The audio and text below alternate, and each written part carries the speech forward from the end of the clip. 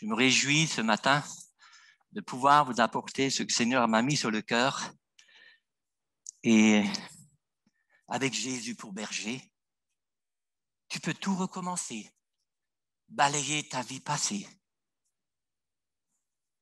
Balayer ta vie passée.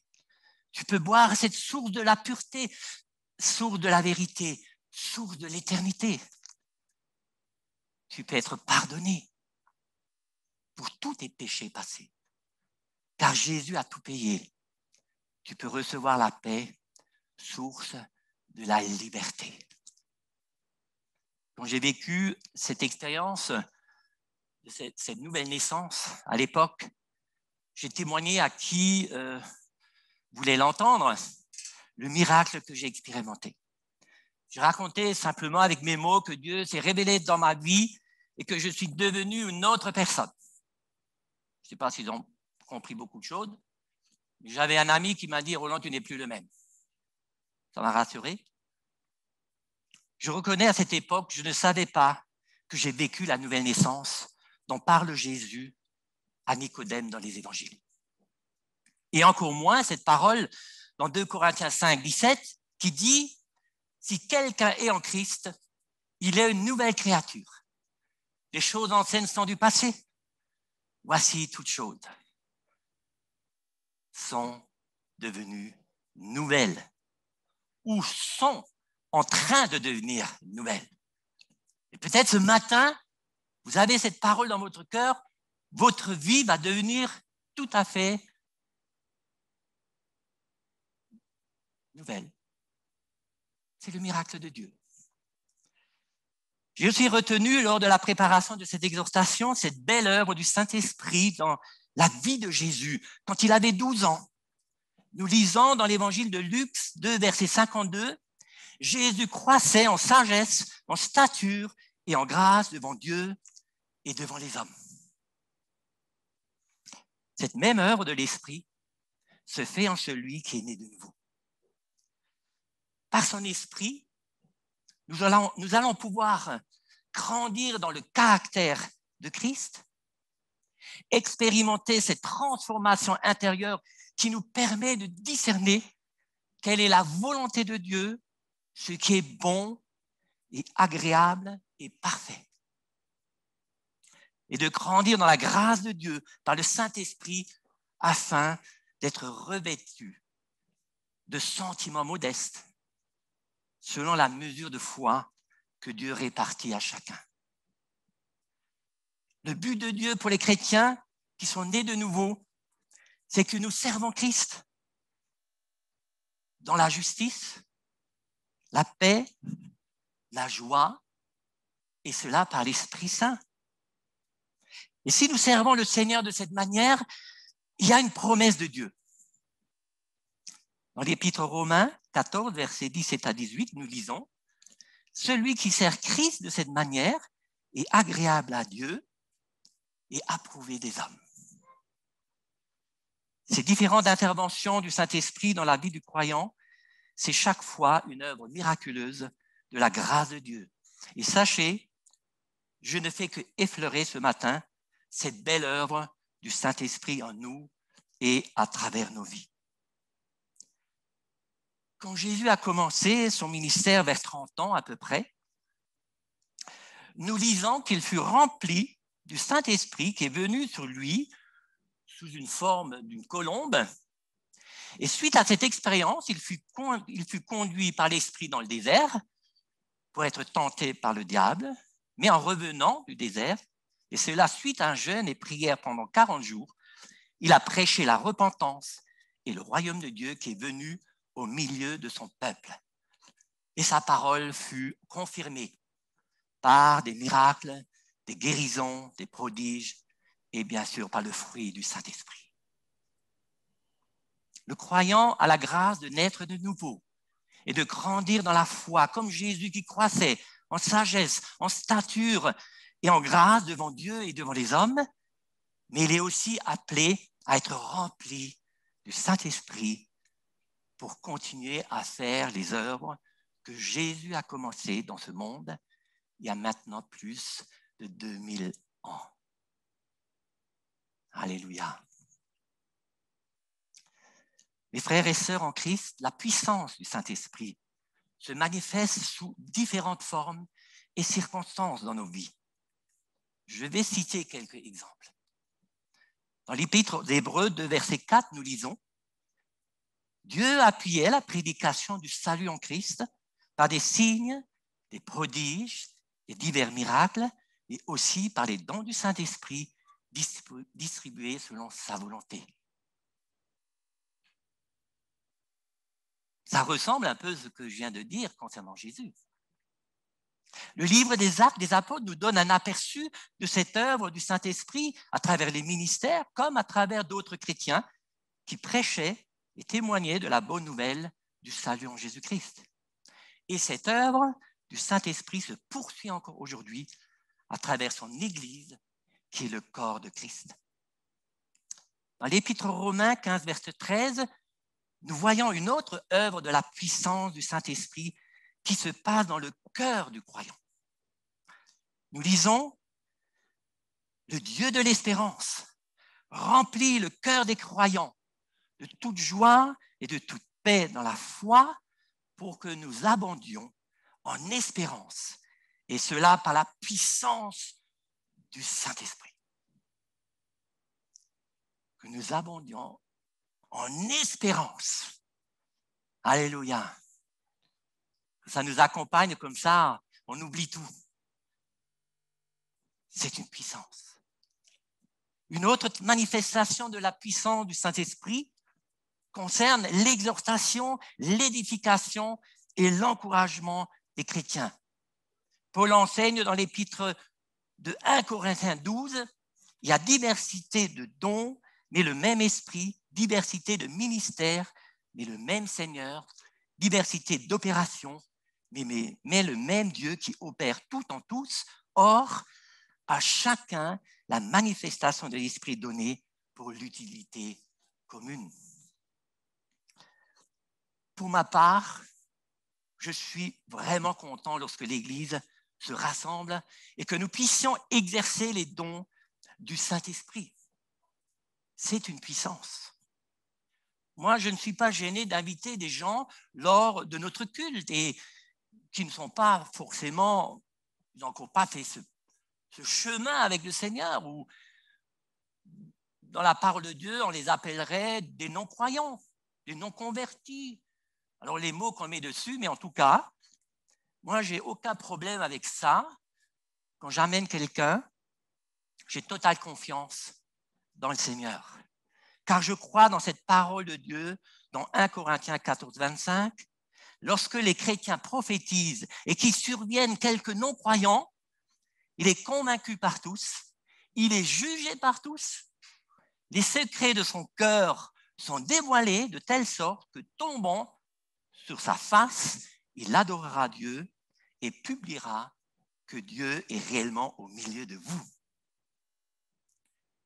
L'apôtre Paul souhaitait que la prophétie soit exercée par tous les croyants. Voilà, il appuyait dessus. Et sachez, mes frères et sœurs, pour manifester les dons du Saint-Esprit, il suffit simplement d'y aspirer. C'est le Seigneur qui nous le dit. Par la foi. Et l'Esprit Saint remplit aussi des chrétiens individuellement ou des groupes de personnes avec ou sans manifestation particulière. J'ai lu ce témoignage de Moody, je ne sais pas, pour ceux qui le connaissent, c'est un grand évangéliste, et il était béni dans son ministère, mais il avait encore besoin d'être rempli de l'amour de Dieu, qui est une réelle puissance du Saint-Esprit. L'apôtre Paul a enseigné cet amour de Dieu comme une puissance. Vous trouvez cette vérité dans 1 Corinthiens 12, 31. Moody fut un peu surpris lors de ses réunions à Chicago, lorsque deux femmes pieuses qui assistèrent à ces réunions lui avouent qu'elles ont prié pour lui. Moody leur dit alors, pourquoi ne priez-vous pas plutôt pour les gens? Elles répondirent, parce que vous avez besoin de puissance. J'ai besoin de puissance, me dis-je à moi-même. Pourquoi? Je pensais que j'avais la puissance.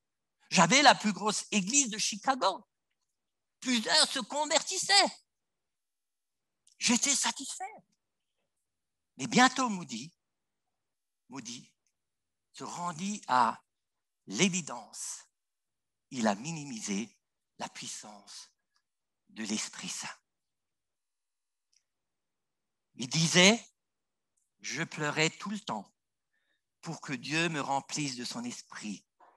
Eh bien, un jour, dans la ville de New York, dans la rue Wall Street, il le précise, je reçus une telle expérience de son amour que je courus jusqu'à la maison d'un ami et lui demandai de me laisser seul dans ma chambre.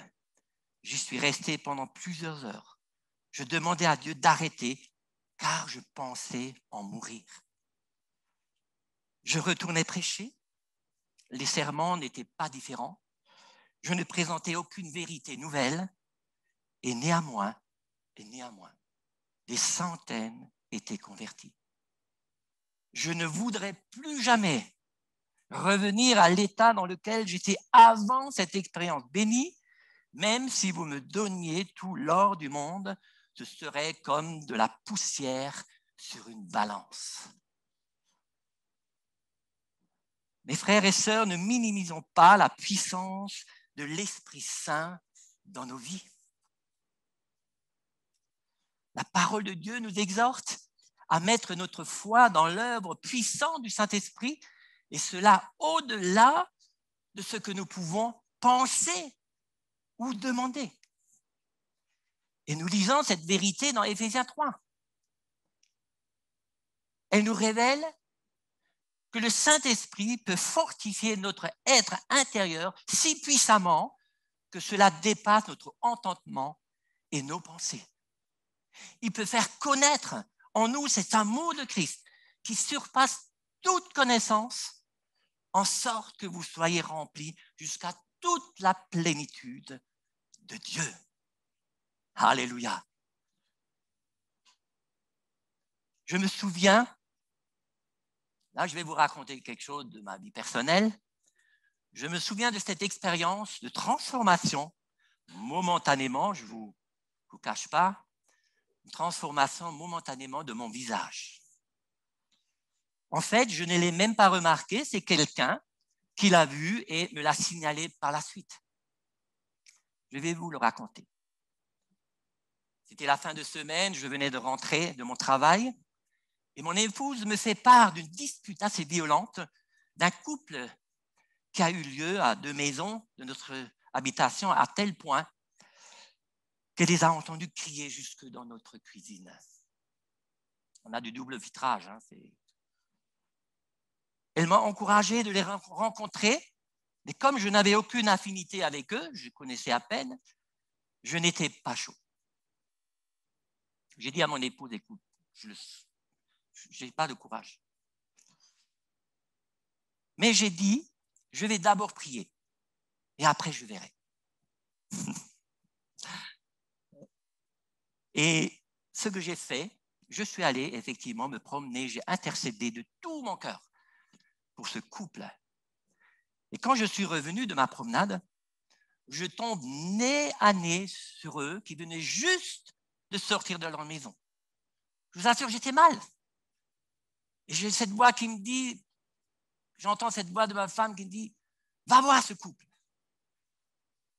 Et je suis allé vers eux, je leur dis bonjour, et le couple s'est mis à vomir des paroles sévères l'un sur l'autre, pour ne pas dire d'autres mots, et cela sans tenir compte de ma présence.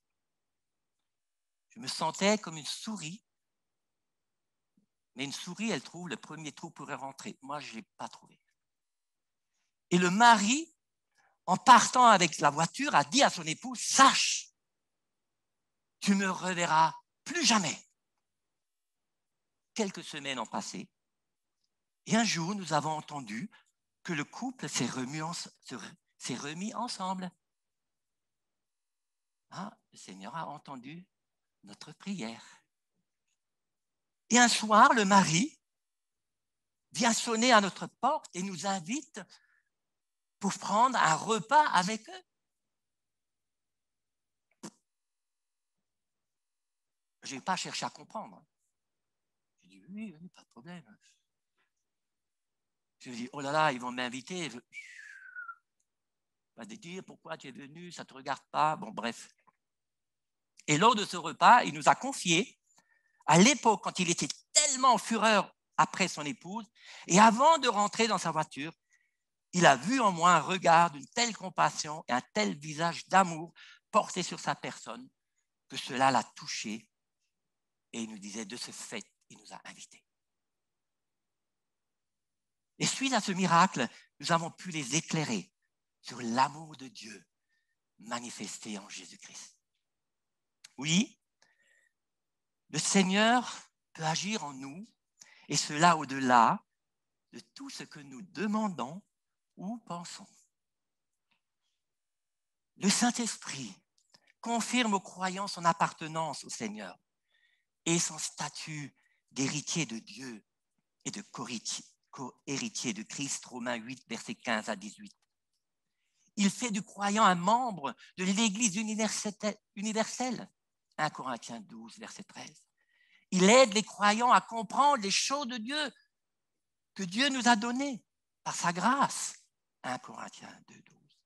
Il enrichit la vie de prière du croyant en intercédant pour lui, Romains 8, versets 26 à 27.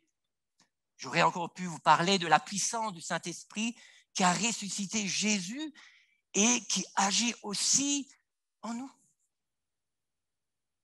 dans la sanctification, à marcher par l'Esprit, non par la chair. Et cette espérance de cette puissance de résurrection que notre corps va expérimenter le jour du Seigneur, et oui, il y a le jour du Seigneur quand il va revenir. Il va ressusciter tous les corps. Tous. Cela nous dépasse. Cela nous dépasse. Mais je vais m'arrêter là. Mes frères et sœurs, ne limitons pas l'œuvre et la puissance du Saint-Esprit dans nos vies. Soyez continuellement remplis du Saint-Esprit. Quel encouragement de Dieu, hein? Ça veut dire qu'on n'est pas toujours continuellement rempli. Moi, c'est mon épouse qui a dit « revêtez-vous ». Et aspirez à ces dons. L'Église en a besoin. Et n'oublions pas que celui qui conduit par le Saint-Esprit ou par l'Esprit de Dieu sont fils et filles de Dieu. C'est un statut merveilleux. Je souhaite que ces quelques paroles d'exhortation vous a aidé à prendre un peu plus conscience que la vie chrétienne est merveilleuse avec Jésus. On n'est pas sous le joug d'une religion, sous le joug d'une loi. Il faut faire ceci, il faut prier. Moi, je n'ai pas besoin qu'on me dise qu'il faut prier ou jeûner. Moi, je fais ça normalement, comme je respire. Dieu a envoyé son Fils bien-aimé afin que quiconque croit en lui vit dans la plénitude de son esprit. Et le Saint-Esprit en nous coule comme une source d'eau vive. Waouh! Mais il coule aussi en celui qui croit comme des fleuves d'eau vive. Et cela afin que nous soyons la lumière du monde et le sel de la terre. Alléluia. Je termine par cette prière pour nous ce matin. Mais cette prière est aussi mentionnée dans l'Épître aux Hébreux, chapitre 13, versets 20 à 21. Que le Dieu de paix, qui a ramené d'entre les morts le grand pasteur des brebis par le sang d'une alliance éternelle, notre Seigneur Jésus, vous rende capable de toute bonne œuvre pour l'accomplissement de sa volonté et fasse en vous ce qui lui est agréable par Jésus-Christ, auquel soit la gloire au siècle des siècles. Amen.